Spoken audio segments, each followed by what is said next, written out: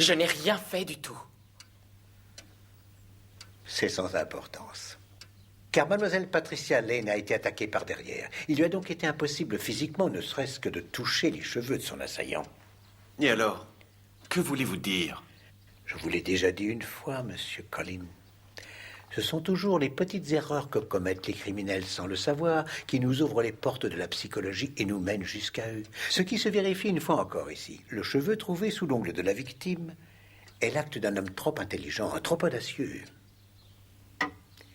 Et cet homme a passé la majorité de sa vie à garder un secret, prêt à tout pour qu'il ne soit pas révélé. C'est ce secret qui l'a poussé à agir avec plus d'audace et donc plus de danger. Il n'a pas pu s'arrêter. Non. Allant jusqu'au meurtre. Et d'accord, mais qui est-ce, Poirot? De qui êtes-vous en train de parler? Je vous parle du jeune homme qui est sur cette photographie, inspecteur Jupp. Quelle photographie? Cette photographie que j'ai trouvée sur mademoiselle Patricia Lane hier soir et qui est à l'origine de sa mort. Mademoiselle Patricia Lane était une admiratrice de Sir Arthur Stanley. Et c'est en lui rendant visite à l'hôpital qu'elle est tombée sur un album duquel elle a retiré cette photographie. Pourquoi a-t-elle pris précisément cette photographie? Parce qu'elle a vu dessus, à son grand étonnement, le fils de Sir Arthur Stanley. Et que ce jeune homme habite au 26 Hickory Road sous un nom d'emprunt. Un nom d'emprunt? Alors qui est-ce? Eh bien, après avoir nettoyé le sang qui était sur une partie de la photographie et qui dissimulait le visage de cette personne, j'ai pu enfin me rendre compte que c'était vous, Monsieur Chapman.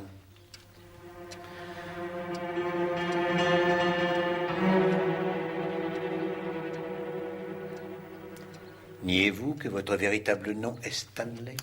Enfin, monsieur Poirot, ce n'est pas un crime de changer de nom, vous savez. Non, monsieur Stanley, là n'est pas votre crime. Par ailleurs, il y a un petit détail que vous oubliez. J'étais chez vous quand Pat a été tué. Non. Lorsque vous étiez chez moi, mademoiselle Patricia Lane avait déjà été assassinée. Vous êtes venu chez moi me raconter une histoire inventée de toutes pièces. Vous avez prononcé le nom de Patricia à 3 reprises pour nous convaincre que vous conversiez bien avec elle. Allô, Patricia? Pourquoi faites-vous cela, Mitchell? Je vous ai dit que je venais ici, Pat. Monsieur l'inspecteur est là. Parlez-lui, Patricia. D'accord. Monsieur l'inspecteur. Et vous ne parliez pas du tout avec elle. Parce que la pauvre jeune fille était déjà sans vie dans sa chambre. Oui, oui, ici Jupp. Monsieur l'inspecteur, je sais qui a tué Célia. Mais il n'était pas très difficile de contrefaire sa voix. L'autre jour, je les ai vus. Avec le poison. Mais alors, qui était à l'autre bout du fil? Je passais devant la chambre de Colin. C'est impossible, inspecteur,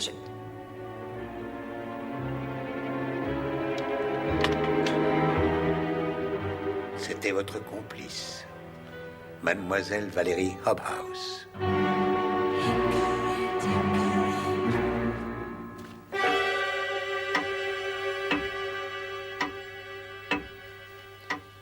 Je ne suis pas complice de tout. Pas du meurtre. Le meurtrier, c'est lui. La ferme, tu es folle.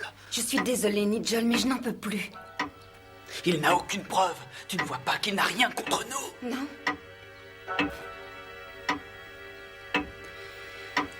Je vais vous dire tout ce que je sais, monsieur Poirot.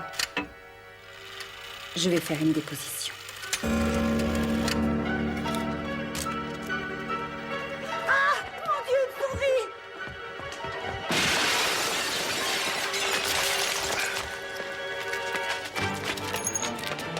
Attrapez-le!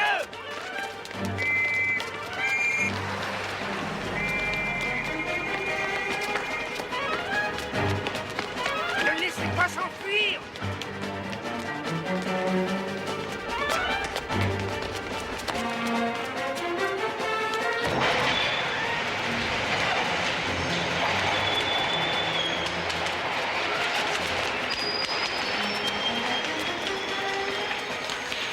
Il est coincé, allez-y! Il ne doit pas nous échapper.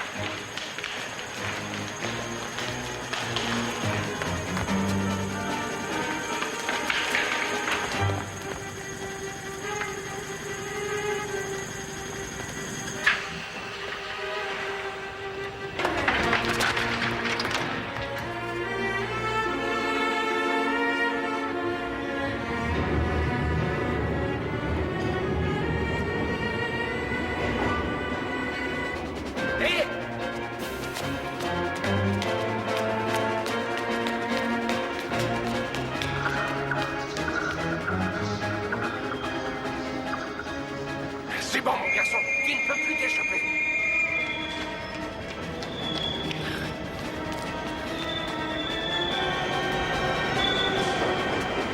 Hé! Non!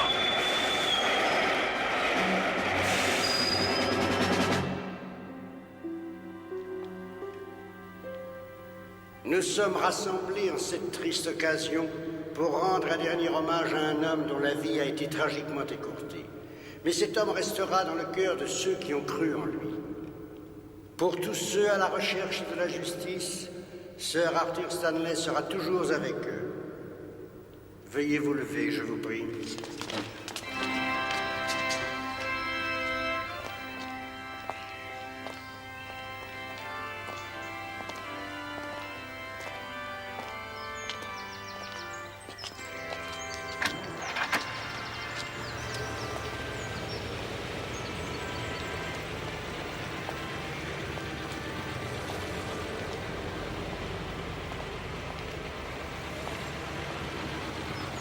Ah, monsieur Endicott, Monsieur Poirot? avez-vous réfléchi à ce que je vous ai dit? Oui. Et je ne vois aucune objection à vous remettre ceci, monsieur l'inspecteur. C'est quoi? Ce sont des aveux, je crois. C'est exact. Les aveux de monsieur Nigel Stanley, qui a tué sa mère, Lady Stanley, en l'empoisonnant. Merci, monsieur. Il a tué sa propre mère. Ne soyez pas si choquée, madame. Mais pourquoi? Je lui avais volé de l'argent. Beaucoup d'argent. À plusieurs reprises. Elle menaçait de me dénoncer à la police si je recommençais. J'ai dû l'en empêcher. Je savais qu'elle allait me dénoncer. Et votre père savait que c'était vous? Il m'avait fait rédiger des aveux. Et au cas où mon nom apparaîtrait dans une affaire criminelle, quelle que soit cette affaire, ces aveux devaient être remis à la police. Et c'est pour cette raison que vous avez changé d'identité. Allez présenter un dernier hommage à votre père. C'est gentil de m'avoir amené ici, inspecteur. Mais je n'ai d'hommage à rendre à personne.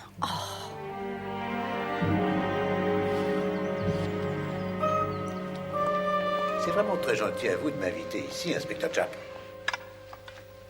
Et après être resté presque une semaine chez vous, c'est le moins que je puisse faire que de vous offrir un bon déjeuner.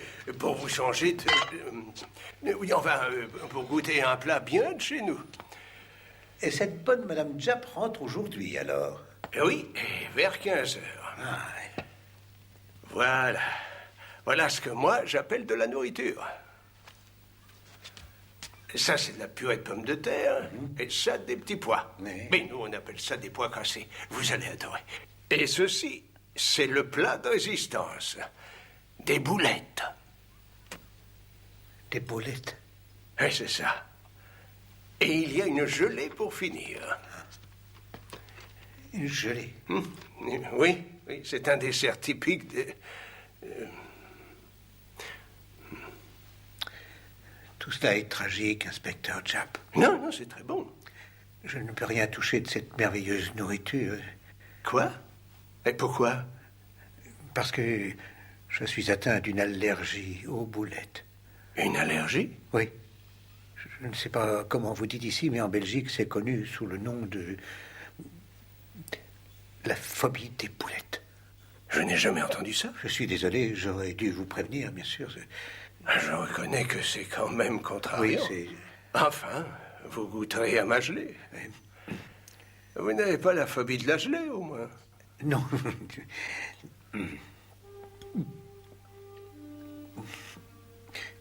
peu de fromage? Non, je vais voir ce que j'ai. Vous savez, un peu de camembert ou du brie, ça m'ira très bien. Merci. Rien ne vaut un bon fromage pour les souris. Oh,